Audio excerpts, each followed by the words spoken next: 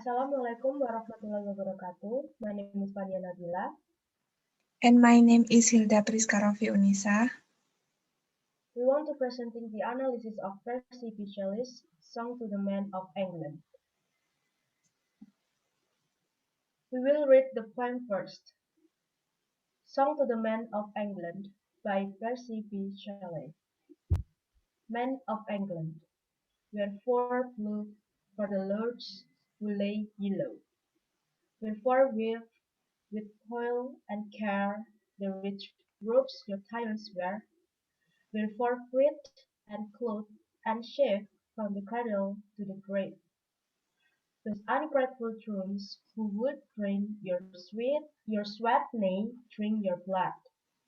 Wherefore peace of England forged many a weapon, chain and scourge, that distinguished thrones many spoil, the forged produce of your toil. Have ye leisure, comfort, calm, shelter, food, love, gentle balm? Or what is it ye prize so dear, with your pain and with your fear? The seed you sow another reaps, the wealth you find another keeps, the robes you weave another wears, the arms you forge another bears. Sow seed, but let no tyrant reap. Find wealth, let no impostor heap. Weave robes, let not the idle wear. Forge arms in your defence to bear. Drink the cellars, halls and shelves, in hall ye deck another wells. Why shake the chains ye work? Ye see the steel ye tempered glance on ye, with plough and spade and hoe and loom.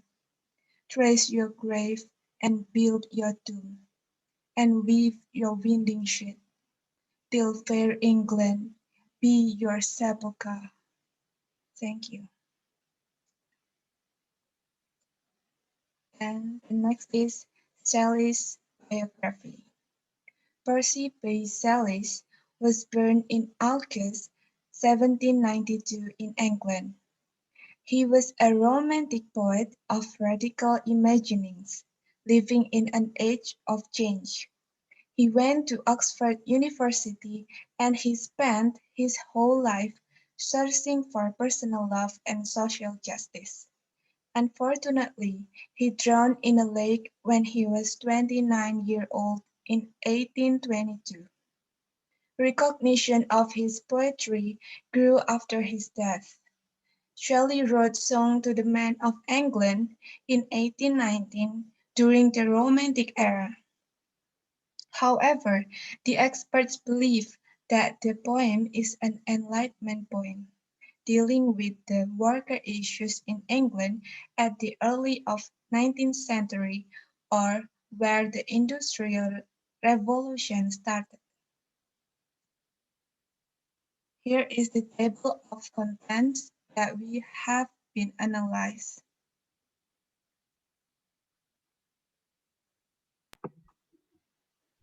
The first is literal meaning.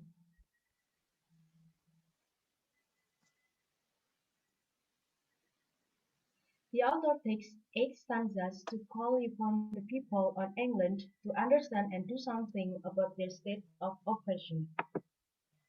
People plough for the sake of the Lord, who were like drone beasts that did not work, but lived off of the work of others. The people of England were doing the real work, but in fact they were not gaining any benefit from the system. They were not enjoying the fruits of their labor, and the tyrants were taking their wealth without giving them the recompense they deserved. The call is to sow their own seed, with their own robes, and forge their own arms in their own defense. Otherwise, the people are merely digging their own graves. The next is the subject of the poem. According to the poem, the subject of the poem is the lower classes.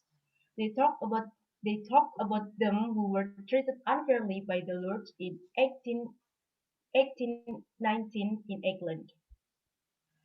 I think the writer wrote the poem because the writer also felt the injustice experienced by the tyrants and poured it out in his poetry. The, the, poet's, the poet's attitude is like injustice. The author daring his readers to rise up to his challenging call to action. The second is poetic form and literary devices. The kind of the poem. This is not a revolution song, a lyric poem that could even be set to a music.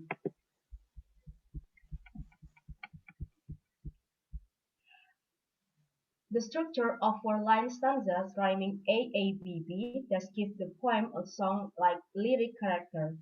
The simple structure and rhyme scheme is less intellectual and more accessible to uneducated people. The theme needs this because the men of England need to read each quartet like it is their own poem. Sound devices. We found two sound devices. The first is alliteration. In literature, alliteration is the conspicuous repetition of identical initial consonant sound in successive or closely associated syllables within a group of words. We found alliteration in the line lords who lay till low and rich roofs. And the second is assonance. Assonance is a resemblance in the sounds of words or syllables either between their vowels or between their consonants. We found the assonance in the line where lure, love, for, large, low, toil, and roofs.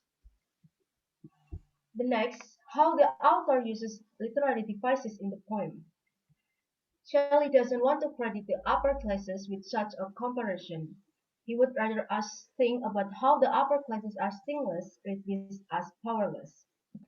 The next is the matter of the poem. We found two matter of in the poem. The first is truncate tetrameter and iambic tetrameter.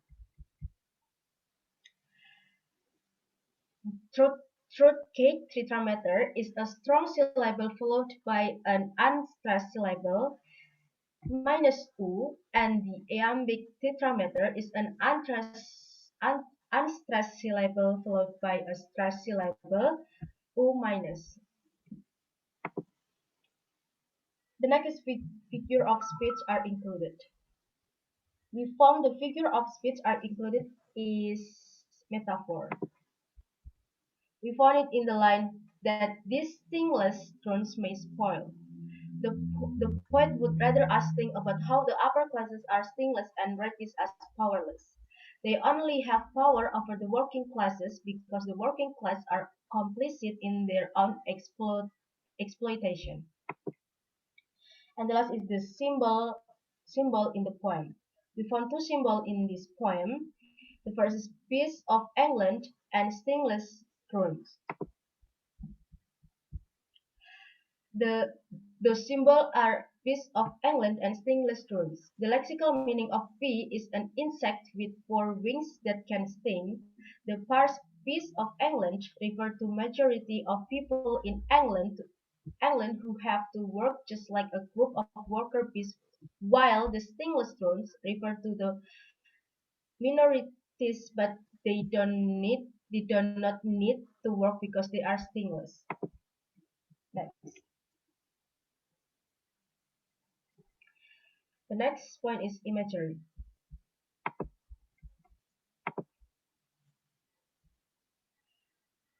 We found two sense that included. The first is kinesthetic imagery, and the second is visual imagery. The image of movement can be seen through the words shrink, deck, dwells, shake, work, tempered, and cleanse in the seventh stanza above. 12 string means become smaller. Deck means to decorate something. Dwell means live in. Shake means to make something move. Rock rock means to make something change. Tem- Tempered means to make metal as hard as it needs, and flinch means to hit somebody in an angle. Sorry. The next is the allusion in the poem.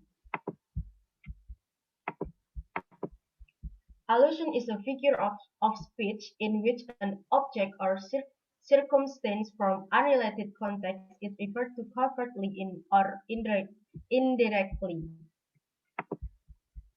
We found the allusion in we found some allusion. There are men of England, wherefore men of England, wherefore fluff, for the lords who lay yellow, wherefore weft with toil and care, and the rich robes your tyrants wear.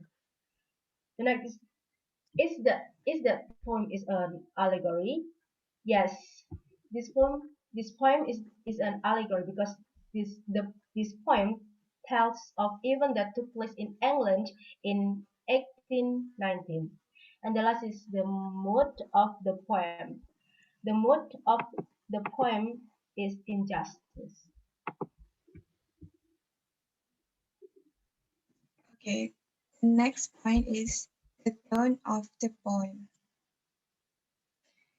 In determining the tone of the poem, we could examine the choice of words or the diction that used by the poet. Recognizing the tone of the poem is really important for the readers to understand what kind of attitudes and feelings that the poet wants to convey in his poem. The tone of the poem is condescending. For example, the poet used the words tyrants in the first stanza, line 4, and ungrateful drones in the second stanza, line 3, instead of the rich or the nation's upper classes because he wanted to highlight these who were exploiting the laborers only for their benefits in a condescending way.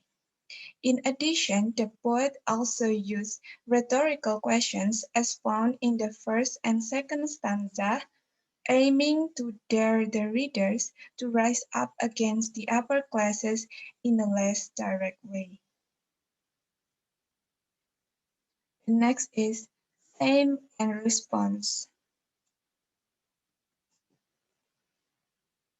The first man of England in the title of the poem might be associated with the word plough, which also can be inferred as a farmer, or the word weave, which has a meaning of an activity to make a cloth.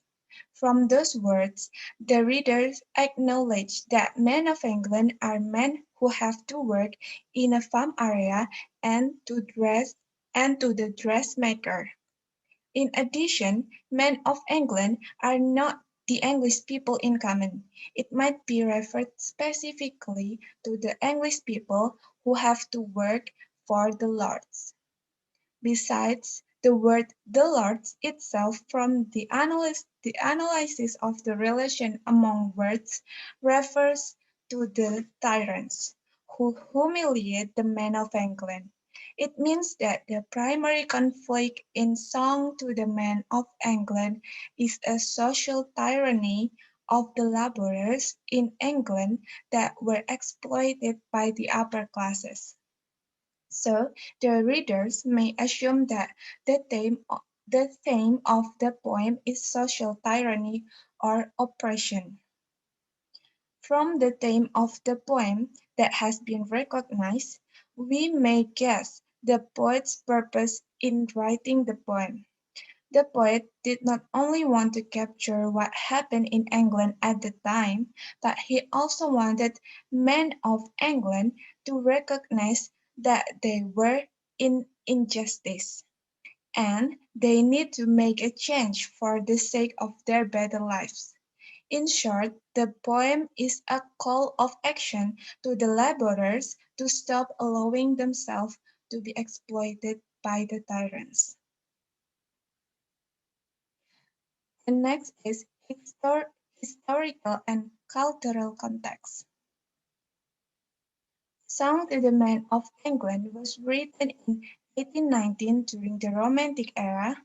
Some experts believe that the poem is an enlightenment to the workers' exploitation issues in England during the early 19th century. It was the time when the Industrial Revolution started in England. The workers worked in factories with terrible working conditions such as dangerous machines and low pay. Then the tragedy in St. Peter's Fields, Manchester in 1819, also mentioned by Abram as one of the terrible things that inspired Shelley to write Song to the Men of England. It is not a new issue where people who have power in industry abuse their power to gain more and more benefits for themselves without caring about the laborer.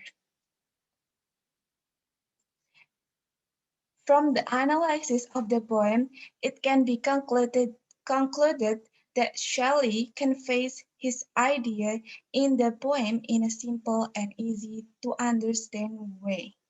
Shelley wrote this poem to show to the men of England about the injustices that have occurred. The readers can feel the poet's purpose from the choices of words, imagery, and tone used by the poet. Thank you for your attention.